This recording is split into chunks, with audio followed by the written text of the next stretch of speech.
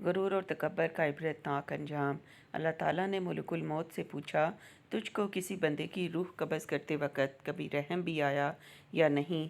मलकुल मौत ने अर्ज़ किया, अल्लाह, मुझको 2 इंसानों की जान निकालने में बहुत दुख हुआ था। अगर तेरा हुक्म ना होता तो मैं हरगिज़ हरगिज़ उनकी जान ना निकालता। इरशाद हुआ, बताओ वो 2 लोग कौन थे? अर्ज़ किया, एक तो वो बच्चा था जो नया पैदा हुआ था और अपनी माँ के साथ जहाज़ के टूटे हुए तख्ते पर बेसरो सामानी की हालत में बहरे बेकरार में तैरता जा रहा था। उस वक़्त उस बच्चे का वाहिद सहारा तमाम कायनात में उसकी माँ थी। तो मुझे हुक्म हुआ कि उसकी माँ की रूह कब्ज़ कर ले। उस वक़्त मुझे उस बच्चे पर बेहद रहम आया था, क्योंकि उस बच्चे का उसकी माँ के सिवा कोई दूसरा हबरगीर न था और भूखा प्यासा बच्चा अपनी माँ के दूध के लिए तरस रहा था।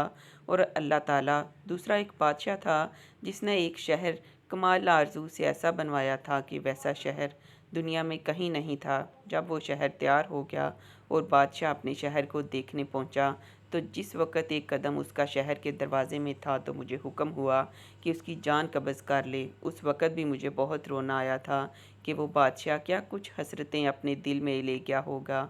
अल्लाह ताला ने फरमाया, इज़राइल, तुम्हें एक ही शख्स पर 2 बार रहम आया है, क्योंकि ये बादशाह वही बच्चा शदाद था जिसको हमने बग़ैर माँ बाप के, बिना किसी सहारे के समंदर की तंदो तेज़ लहरों और तूफ़ानों में भी महफूज रखा और उसकी हशमत और शरबत की बुलंदियों पर पहुँचाया। और जब ये इस मर्तबे को पहुँचा तो हमारी ताबेदारी से मुँह मोड़ा और तकब्बर करने लगा और आखिरकार अपनी सज़ा को पहुँचा।